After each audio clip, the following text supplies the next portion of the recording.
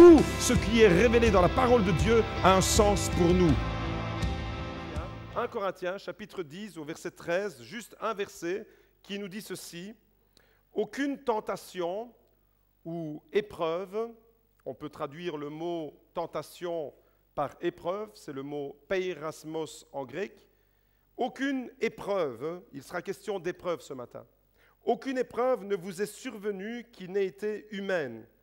Dieu est fidèle et ne permettra pas que vous soyez éprouvés au-delà de vos forces, mais avec l'épreuve, il donnera aussi le moyen d'en sortir pour que vous puissiez la supporter.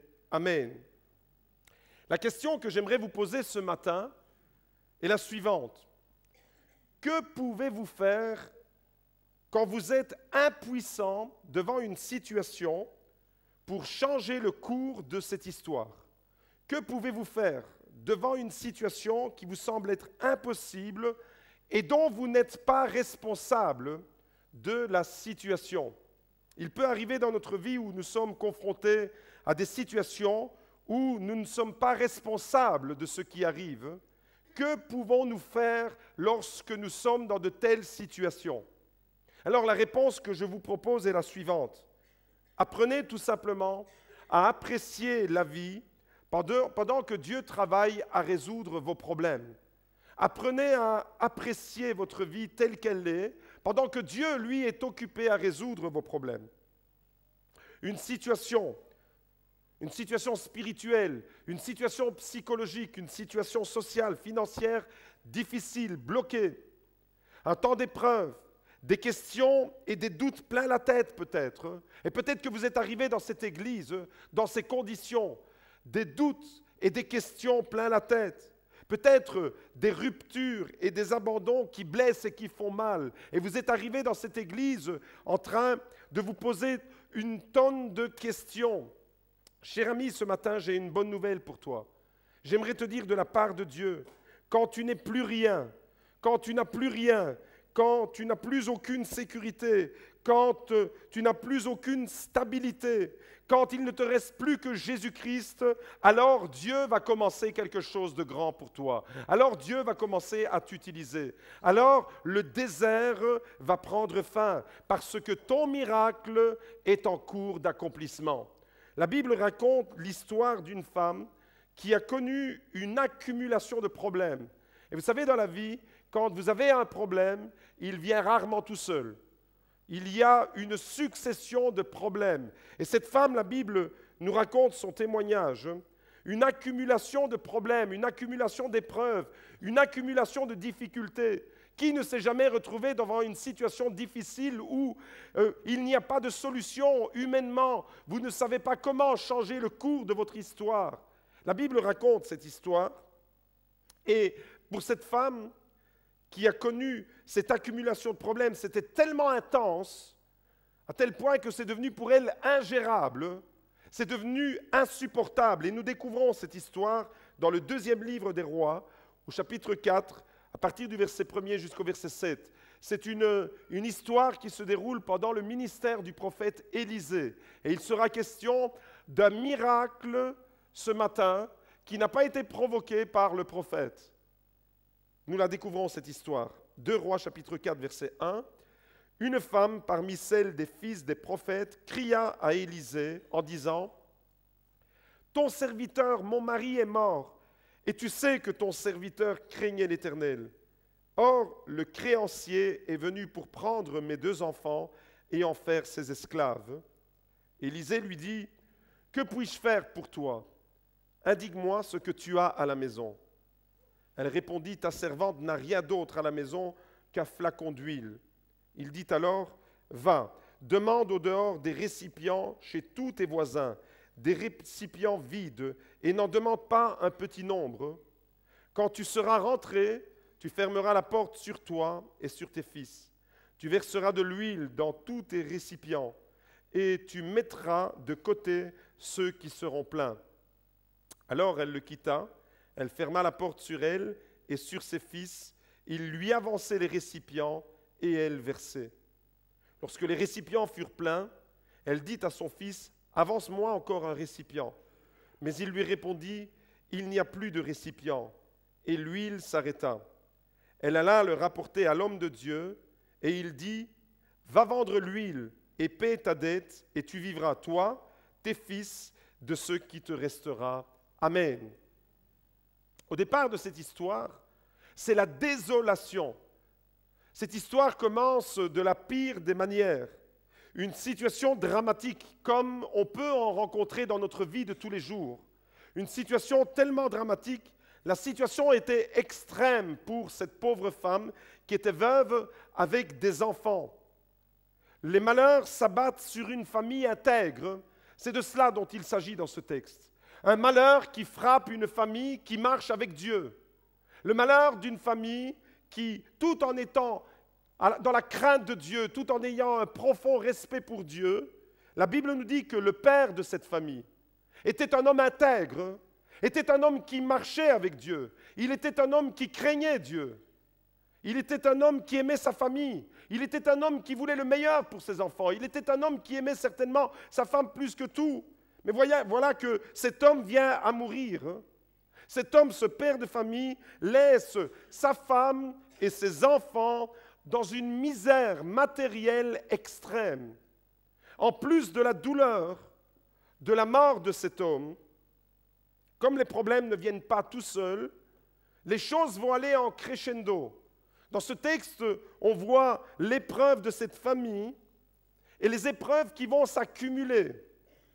La mort du mari en elle-même était déjà une épreuve redoutable. Lorsqu'on perd quelqu'un de cher, lorsqu'on perd un pilier dans une famille, lorsqu'on perd quelqu'un qui est comme une colonne qui porte la famille, c'est un drame parce que la famille est ébranlée. Mais maintenant, voilà que les problèmes vont s'intensifier. Maintenant, le créancier veut récupérer son argent. Le créancier, celui qui avait prêté de l'argent à cet homme, à ce père de famille, et comme dans toutes les familles, cette famille avait probablement des projets. Comme vous tous, vous avez des projets.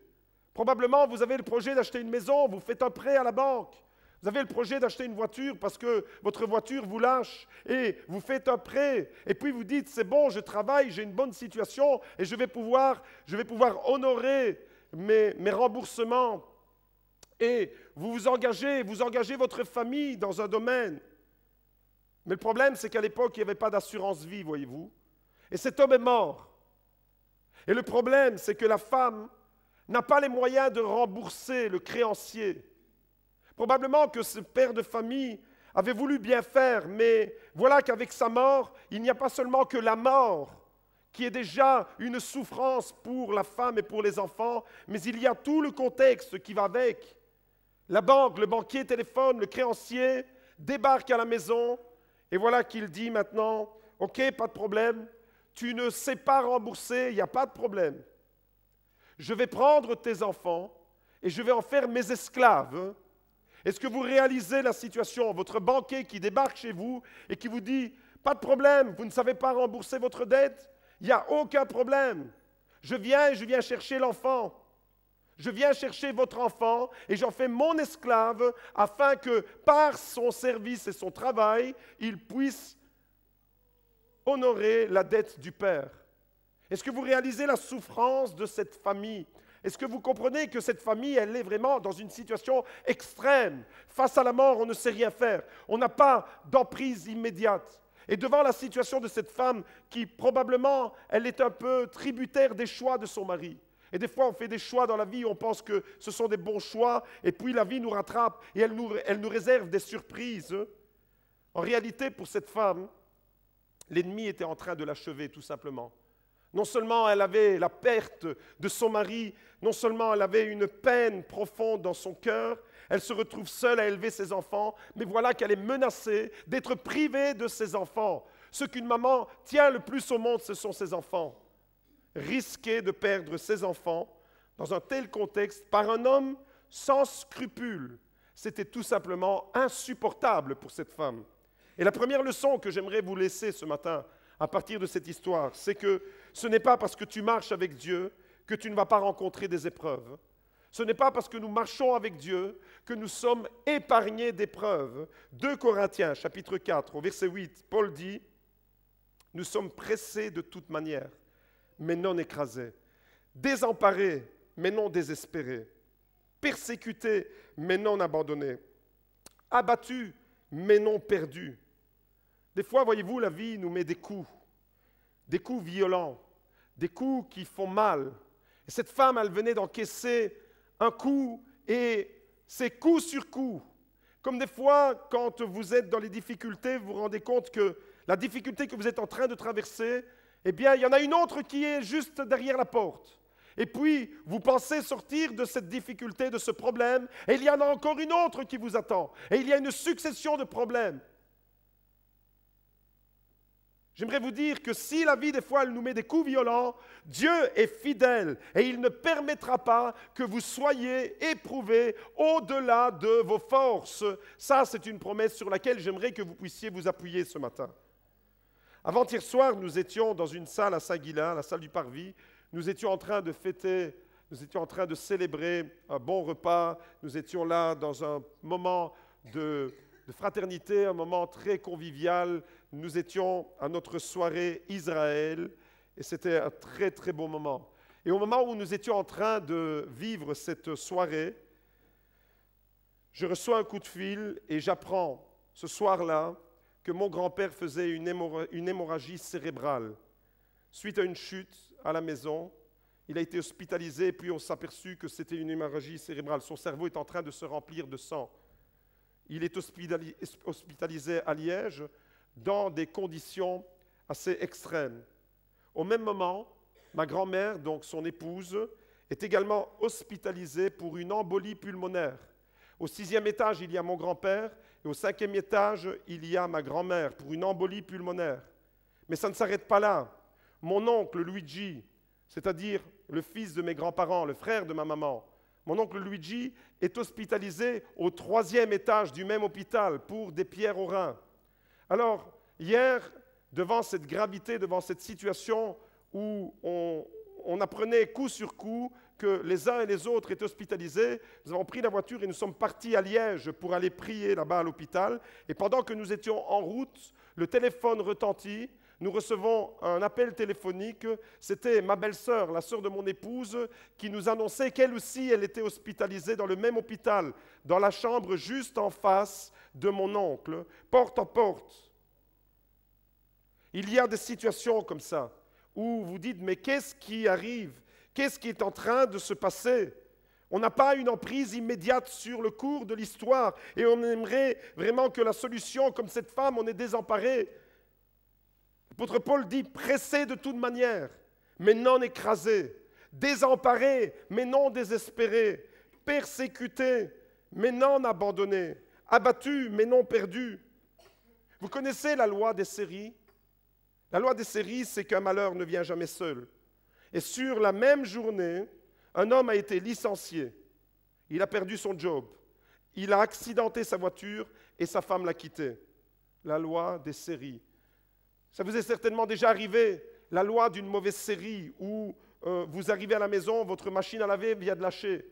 Et puis, vous rachetez votre nouvelle machine à laver, vous aviez juste un petit budget, et ce budget-là, vous l'aviez réservé pour autre chose, votre machine lâche. Et puis, une semaine plus tard, c'est le moteur de votre voiture qui lâche et vous êtes confronté à une succession de problèmes.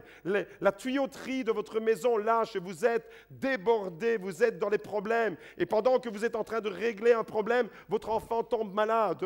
Et puis, vous recevez un coup de fil et il y a une difficulté chez un frère, chez une sœur, chez un cousin. Ça, c'est la loi des séries. Un malheur qui ne vient jamais seul. Et cette femme, à l'époque d'Élisée, elle était touchée par cette loi implacable, la loi d'une série négative. Et ça arrive à tout le monde de passer dans des phases, dans des périodes où vous avez l'impression que c'est une succession d'événements et une succession d'événements négatifs. Et vous dites, mais c'est quand que je vais enfin sortir la tête hors de l'eau? C'est quand que je vais voir le bout du tunnel? Ma situation financière, c'est une véritable catastrophe. Mon entreprise est en train de tomber en faillite. Je suis en train de couler. Je suis en train de couler avec ma famille. Et peut-être que cet homme, avant de mourir, dans le dépit du désespoir, il a fait des prêts pour essayer de remonter économiquement sa famille. Et il croyait avoir la force de pouvoir honorer par son travail et rembourser le créancier. Mais voilà que la mort l'a frappé.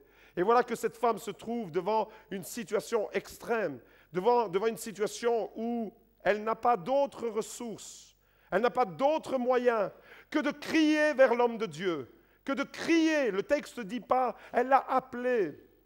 Le texte dit que cette femme a crié vers Élisée. Le verbe crier dans ce texte, c'est pas crier par plaisir de crier. Vous pouvez remarquer au verset 1 qu'elle va crier non pas par contestation. Elle ne conteste rien, cette femme. Elle n'est pas dans la révolte. Elle crie tout simplement par désespoir. Et il y a des cris que Dieu entend. Il y a des cris dans les cœurs. Il y a peut-être un cri dans ton cœur ce matin devant une situation que tu es en train de traverser. Et ce cri-là, Dieu l'entend. Ce cri, c'est le cri d'une femme qui est dans le désespoir. Et vous pouvez remarquer son attitude, malgré cette épreuve, cette accumulation d'épreuves, malgré ces difficultés, cette femme reste dans une dignité exemplaire. Elle ne crie pas pour se révolter contre Dieu. Elle ne crie pas pour faire des reproches à Dieu. Elle ne crie pas pour reprocher à l'homme de Dieu. Vous savez, des fois, en tant que pasteur, on reçoit les mécontentements des chrétiens parce qu'ils sont en rébellion, en révolte. Ils sont peut-être déçus de Dieu et ils n'arrivent pas à l'exprimer à Dieu. Alors, on prend le téléphone et on vide son sac et c'est le pasteur qui prend tout dans la figure. Cette femme, elle crie. Mais dans son cri, si vous analysez bien son attitude, elle ne demande rien en réalité.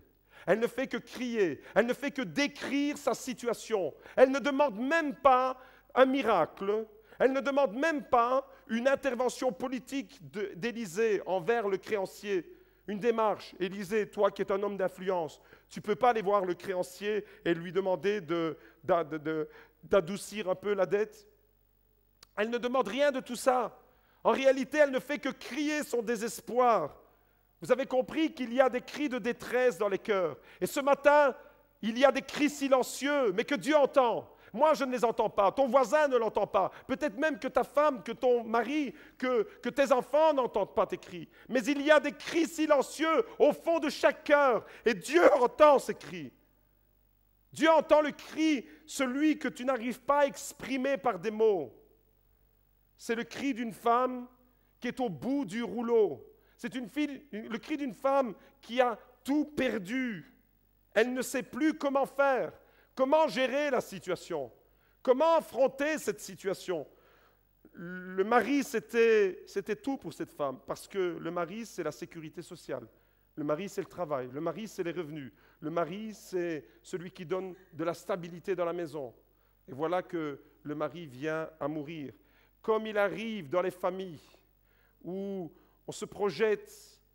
Je me souviens, en 1999, c'était le dernier été que j'ai passé avec mon père en Italie. Il était fortement essoufflé. Et lorsque nous sommes revenus de vacances, il est allé passer une visite.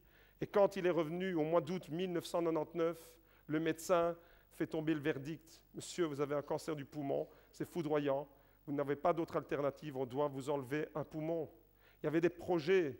Père qui a travaillé toute sa vie dans le charbon, avait des projets d'aller s'installer 6 mois par an en Italie, dans sa petite maison, dans son petit village, au soleil, au fin fond de l'Italie. Et voilà que les projets qu'il avait établis, eh bien, ont été arrêtés net. Après 9 mois, Dieu l'a repris. Comprenez qu'il y a des situations devant lesquelles nous nous retrouvons et nous n'avons pas de solution, nous n'avons pas d'autre alternative que simplement crier à l'Éternel, crier comme cette femme l'a fait. Et face à la détresse de cette femme alors, face à la détresse de cette femme qui est une détresse affective, une détresse sociale, une détresse familiale, une détresse financière, vous imaginez la menace qui pèse maintenant sur elle. Le banquier, le créancier vient et vous dit « Donne-moi ton enfant, je vais en faire mon esclave pour que la dette soit remboursée. » C'est la catastrophe, c'est véritablement le monde qui s'effondre pour cette femme. Et il y a comme ça des univers dans les maisons, dans les familles qui peuvent s'effondrer. Pourquoi? Parce que vous êtes confrontés à des difficultés qui vous dépassent et vous ne savez pas comment gérer. Remarquez l'attitude de cette femme, elle est exemplaire. Mais remarquez l'attitude de l'homme de Dieu, du prophète, d'Élisée. Face à la détresse de cette femme, Élisée va poser 2 questions. La première, c'est une question qui me semble être difficile à entendre. On a l'impression que le prophète manque de tact. On a l'impression que le prophète, en tous les cas, sur ce coup-là, on pourrait dire, il n'a pas fait des grandes études en psychologie. Il manque de psychologie, Élisée. La femme vient lui exposer sa détresse. Ton serviteur, mon mari est mort. Et tu sais, Élisée, qu'il craignait l'Éternel. Mais voilà que maintenant le créancier vient et demande mes enfants. Elle exprime sa détresse, elle exprime son désarroi. Et devant ce que cette femme exprime, lui, le prophète, l'homme de Dieu, avec pas beaucoup de tact, avec pas beaucoup de psychologie. Aujourd'hui, il faut parler aux gens en prenant des pincettes et il faut surtout faire attention aux points, aux virgules, aux points de suspension, aux guillemets, parce que sinon, une parole dite avec une intonation un peu trop agressive vexe la personne et elle ne vous regarde plus pendant 6 mois. Là, sur ce coup-là, Élisée, devant la détresse de cette femme, il va lui poser la première question. Que puis-je faire pour toi? C'est comme si quelqu'un qui vient vous dire toute sa détresse, toute sa difficulté, toute sa souffrance, et puis vous le regardez dans les yeux et vous lui dites « Et qu'est-ce que tu veux que je fasse pour toi ?» Avouez quand même que sur ce coup-là, ça semble être vraiment un manque de tact, un manque de psychologie. La deuxième question, elle va responsabiliser la femme. Élisée va responsabiliser la femme. Au verset 2, il va lui dire « Indique-moi ce que tu as à la maison. » Alors la femme, elle vient lui dire « Mon mari est mort. Le créancier veut venir enlever mes enfants pour en faire ses esclaves. » Et puis, Élisée dit « Qu'est-ce que tu as à la maison? Qu'est-ce qu'il te reste à la maison ?» En réalité, à travers cette question, il va la responsabiliser. Élisée, qu'est-ce qu'il est en train de faire là? Élisée est en train de renvoyer cette pauvre femme dans le peu qui lui reste, dans ce qui peut-être est insignifiant. À partir de là, le miracle va s'accomplir. Il va rendre participante cette femme dans son propre miracle.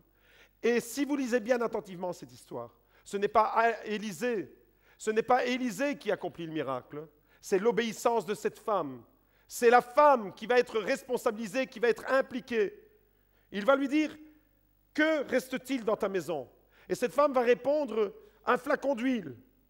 Un flacon d'huile, c'est moins que ça, un flacon d'huile. C'est presque insignifiant. C'est même insignifiant. Ce qui te reste après toutes tes épreuves, après toutes tes difficultés, tu as tout perdu. Tu as perdu ton mari, tes enfants sont menacés, ta situation, tu croules en dessous des dettes. Tu ne sais pas comment payer, comment honorer tes factures. Et puis, le prophète, l'homme de Dieu te dit, qu'est-ce que tu as à la maison? Et tu dois te contenter de lui dire, j'ai un flacon d'huile. Mais j'ai envie d'aller dire, va jouer avec ton flacon d'huile. Qu'est-ce que tu veux faire avec un flacon d'huile? Qu'est-ce que tu veux faire avec ce qui semble insignifiant à tes yeux? Et c'est à partir de là, c'est à partir de ce flacon d'huile que Dieu va reconstruire cette femme. C'est à partir de ce qui est insignifiant peut-être à tes yeux que Dieu va te relever, que Dieu va t'utiliser, Dieu va te mobiliser, Dieu va te rendre acteur de ton propre miracle. Et Dieu ne va pas accomplir un miracle pour toi directement, mais il va te rendre acteur de ton miracle. Vous savez, Dieu aime agir dans la vie de ses enfants à partir du peu que nous avons et que nous mettons à sa disposition. Dieu aime se glorifier comme ça. Dieu aime agir dans nos vies à partir du peu que nous mettons entre ses mains. Un jour, Jésus s'est retrouvé devant une foule, plus de 5000 personnes, une foule qu'il a dû nourrir. La Bible raconte ce miracle-là, c'est le miracle de la multiplication des pains. La Bible nous dit qu'il y avait plus de 5000 hommes et Jésus les a nourris à partir de 5 pains et 2 poissons, insignifiants. C'était le pique-nique d'un jeune garçon. Et à partir de ces 5 pains et de ces 2 poissons, Ce qui est insignifiant aux yeux des apôtres va devenir le début du miracle que Jésus va accomplir. C'est ça, insignifiant peut-être aux yeux des apôtres, mais c'est le début du miracle pour Jésus. La deuxième leçon alors que j'aimerais vous laisser ce matin, c'est que dans ton épreuve, Dieu a déjà repéré ton flacon d'huile et il te demande de le repérer.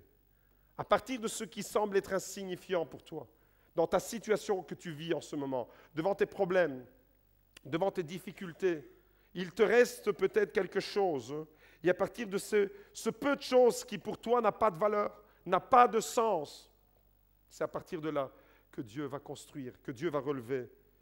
Élisée, autrement dit, va avoir une pédagogie extraordinaire, une pédagogie qui va provoquer le miracle. Il va amener cette femme plus loin. Au verset 3, il lui dit, va dehors, va chez tes voisins, va demander à tes voisins, va demander des récipients vides et surtout, n'en demande pas en petit nombre, demande des récipients en grand nombre. Alors l'ordre, il est tout à fait concret. Va et va chercher des récipients chez tes voisins. Ça veut dire, va chercher des récipients pour que le miracle puisse avoir lieu. L'ordre, il est concret, il est simple à réaliser. C'est quelque chose qui est à portée de main de cette femme. Cette femme est capable. Cette femme a encore les possibilités d'aller. Cette femme a la possibilité d'aller chez les voisins. Il lui reste encore un tant soit peu de force, d'énergie. Cette femme est confrontée à une parole qui la met en mouvement.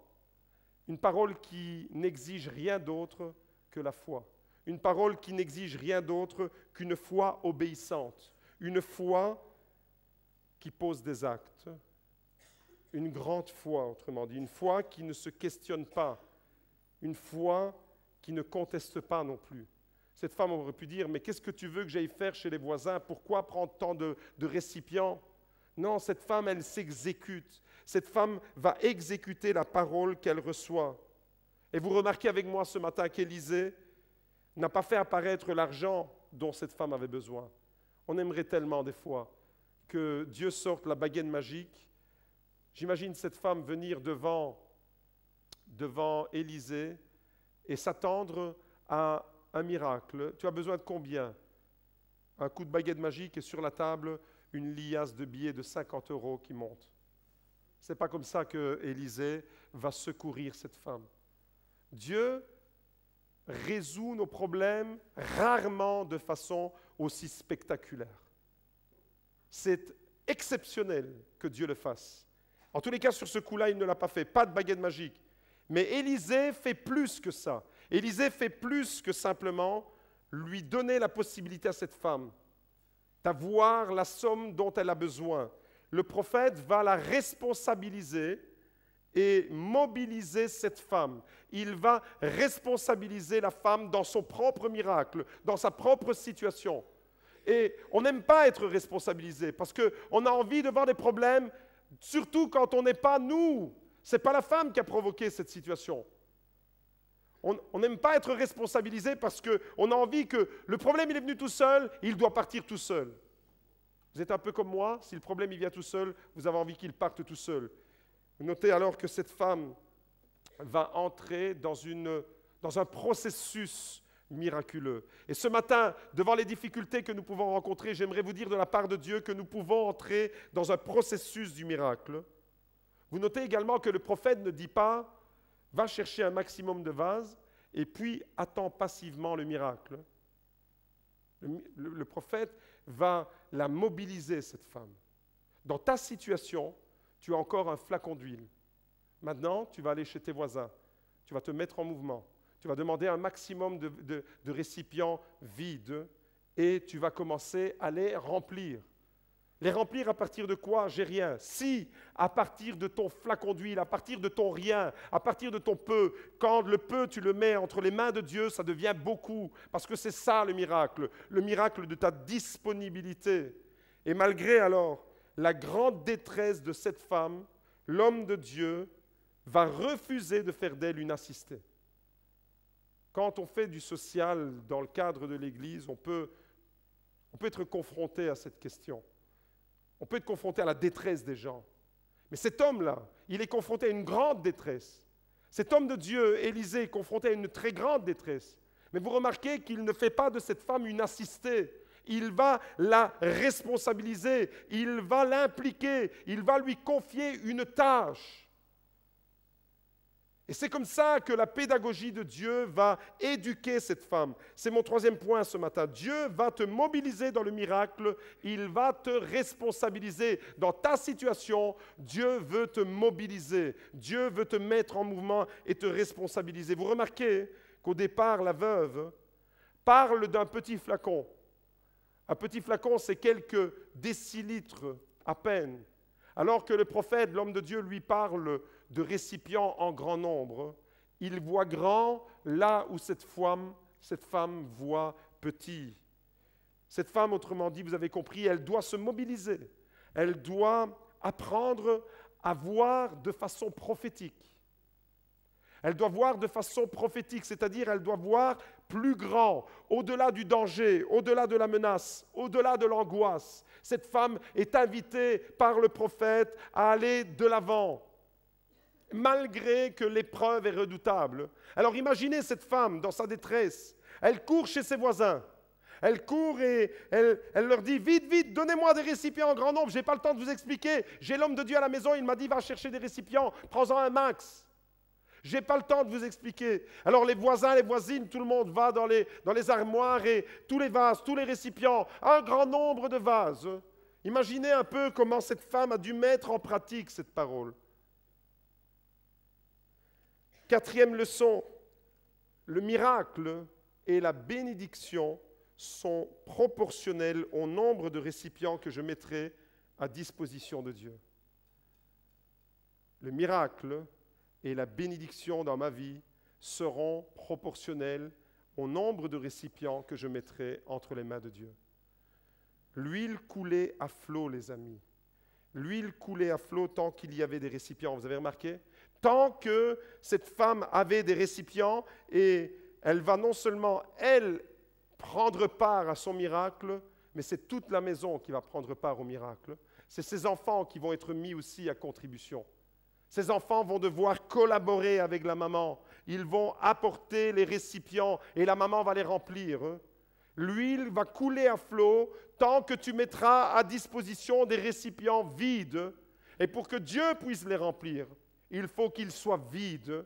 Et des fois dans nos vies, on voudrait que Dieu nous remplisse. On voudrait que Dieu nous remplisse de plénitude, d'une onction, de bénédiction, de puissance, une foi débordante, une foi conquérante. Et pour que Dieu nous remplisse de toutes ces choses, on doit être vide. Dieu demande à cette femme, va chercher des récipients vides pour qu'ils soient remplis par la suite. Si tu es rempli de toi-même, si tu es rempli de toutes tes inquiétudes, si tu es rempli de toutes tes craintes, si tu es rempli de toutes tes déceptions, tu ne laisseras pas de la place dans ton récipient pour que l'Esprit de Dieu puisse te remplir. Et ce matin alors, peut-être que tu as un cœur qui est lourd, peut-être que tu es fatigué, peut-être que tu es éprouvé, peut-être que tu es au bout du rouleau. J'aimerais te dire, va chercher des récipients et va en chercher en grand nombre. Ne reste pas là dans ta situation, ne reste pas dans ta maison à pleurer, ne reste pas dans ta maison à ne rien faire, ne reste pas à dire, mon mari est mort, le créancier va enlever mes enfants, il va les faire esclaves et je vais tout perdre. Ne reste pas devant ta déception, mais mets-toi en mouvement.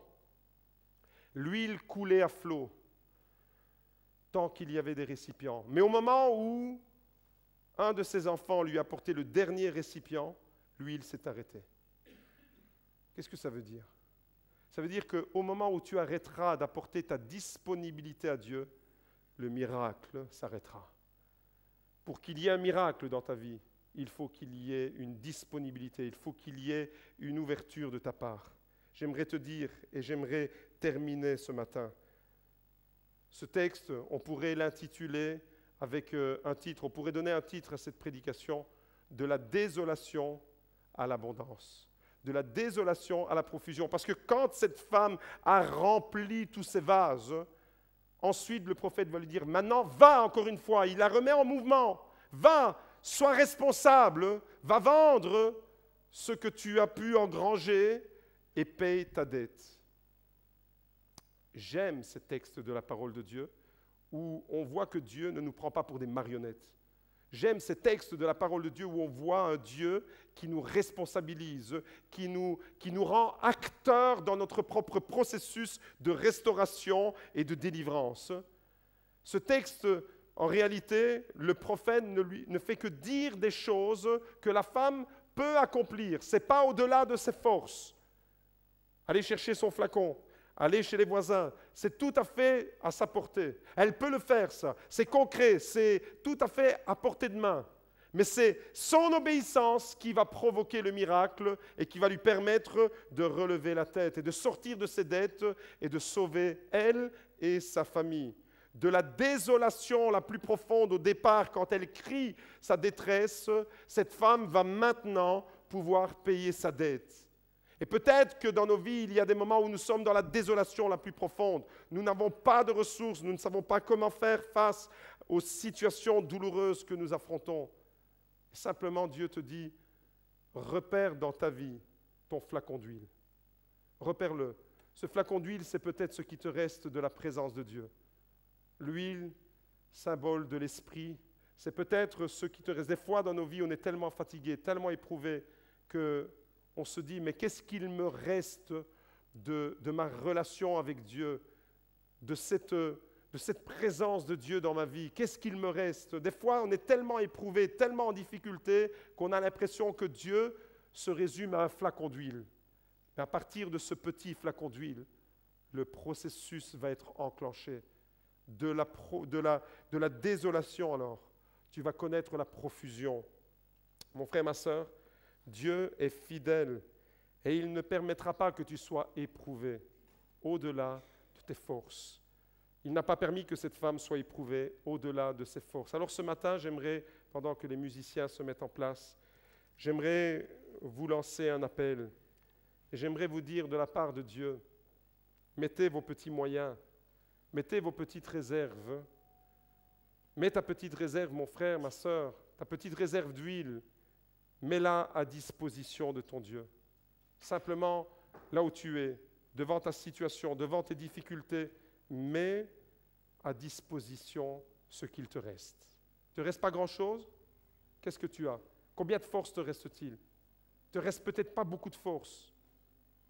Ce n'est pas grave. Ce petit flacon, c'est insignifiant à tes yeux. C'est 5 pains et ces 2 poissons. C'est insignifiant. Tu ne peux pas t'imaginer que Jésus va nourrir une foule entière avec ça. Tu ne peux pas t'imaginer qu'avec une fiole d'huile, cette femme va rembourser toutes ses dettes. Tu ne peux pas l'imaginer. Et cependant, c'est ce qui est arrivé. Alors, dans ta vie, il y a 5 pains et 2 poissons qui traînent quelque part dans ta vie. Il y a un flacon d'huile qui traîne quelque part. Il y a quelque chose qui, à tes yeux, en ce moment, n'a aucune espèce de valeur. C'est insignifiant à tes yeux. Mais j'aimerais te dire qu'à partir de là, Dieu va commencer un processus de restauration. Mobilise-toi. Sois participant à ton miracle. Sois l'acteur de ton miracle. Sois toi-même le protagoniste de ton miracle. Ne reste pas dans ta situation de détresse. Il y a des moments dans la vie où on doit crier à Dieu comme David l'a fait. Conduis-moi sur le rocher trop élevé. Je ne peux pas l'atteindre, il est trop élevé pour moi. Et il y a des moments où on doit se laisser porter par cette parole. Conduis-moi sur ce rocher. Mais il y a des moments où Dieu te dit, va chercher ton récipient. Va chercher des récipients vides. Mets-toi en mouvement et deviens toi-même protagoniste de ton miracle. De la désolation dans laquelle tu t'es retrouvé, tu vas maintenant te retrouver dans la profusion et dans l'abondance. Au-delà de tes difficultés, au-delà de tes problèmes, au-delà de tout ce qui peut te sembler sombre en ce moment, j'aimerais te dire de la part de Dieu, Dieu est fidèle. Il ne permettra pas que vous soyez éprouvés au-delà de vos forces. Mais avec l'épreuve, écoutez ce texte de Paul et mettez-le en parallèle avec la situation de cette femme. Avec l'épreuve, vous pourrez comprendre dans l'épreuve que tu traverses maintenant, dans les difficultés que tu traverses maintenant, dans cette épreuve-là, il donnera le moyen d'en sortir pour que vous puissiez la supporter. Il n'y a pas une situation qui échappe au contrôle de Dieu. Dans ton épreuve, il y a déjà la solution à ton problème.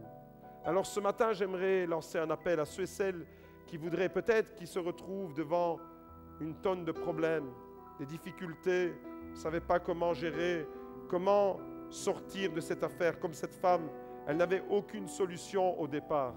Face à la mort de son mari, face à la menace du créancier, elle ne savait pas comment faire. Elle a simplement crié à l'Éternel. Et ce matin, je t'invite à faire entendre ce cri qui va te mettre en mouvement devant Dieu, qui va te responsabiliser, qui va te mobiliser. Et tu vas devenir toi-même, comme cette femme avec ses enfants, acteur, protagoniste de premier rang de ton miracle, de ta restauration. Tu vas te relever. Ce matin, j'aimerais vous lancer l'appel. J'aimerais vous dire, si vous êtes dans une situation qui vous échappe, c'est au-delà de vos forces, comme pour cette femme. Alors simplement, levez-vous là où vous êtes. On va prier ensemble et on va faire entendre ce cri à Dieu, ce cri que cette femme a fait entendre, ce cri du cœur. Peut-être que vous êtes confronté à une accumulation d'épreuves, de difficultés, et Dieu va te mettre en mouvement ce matin. Le processus du miracle s'enclenche pour toi. Ce matin, Père Saint, dans le nom de Jésus, je voudrais te prier pour ceux et celles qui sont éprouvés, pour ceux et celles qui sont comme cette femme, désabusés devant une succession de difficultés, d'épreuves, devant une situation tellement extrême. Je te prie, Père, dans le nom de Jésus, tu es le Dieu qui nous a dit ce matin que tu es fidèle et que tu ne permettras pas que nous soyons éprouvés au-delà de nos forces. Et des fois, nous sommes vraiment au bout de nos limites, au bout de notre énergie. Nous ne savons pas comment faire, Seigneur. Alors, nous n'avons que le cri de notre cœur à te faire entendre. Seigneur, entends le cri des cœurs silencieux ce matin. Dans le cœur de mes frères, de mes sœurs, il y a une détresse que toi seul peux entendre. Et tu connais cette détresse. Comme tu as connu la détresse de cette femme, tu es intervenu, tu l'as secouru, Seigneur. Et de la même manière, tu viens au secours de nos détresses, de nos épreuves. Lorsque nous sommes au bout du rouleau, lorsque nous sommes fatigués, nous savons que nous pouvons nous appuyer sur toi. Seigneur, montre-nous quel est le flacon à partir duquel tu vas te glorifier. Montre-nous, Seigneur, quels sont les 5 pains et les 2 poissons que tu vas multiplier, comme tu as multiplié l'huile. Viens multiplier, Seigneur, ta bénédiction dans nos vies. Nous te le demandons au nom de Jésus. Je vous invite à élever vos mains. Je vous invite à faire monter votre prière ce matin et entrer dans ce processus de restauration, de guérison, de délivrance. Non, tu ne sombreras pas dans le désespoir. Non, le créancier ne viendra pas enlever ton enfant. Non, tu ne vas pas succomber à une accumulation d'épreuves. Non, parce que Dieu est fidèle et il ne permettra pas que tu sois éprouvé au-delà de tes forces. Mais avec ton épreuve, il a déjà préparé le moyen et l'issue.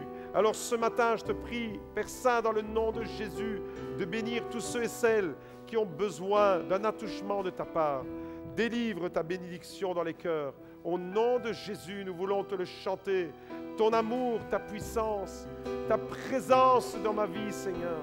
C'est ce que j'ai de plus précieux. Tout ce qui est révélé dans la parole de Dieu a un sens pour nous.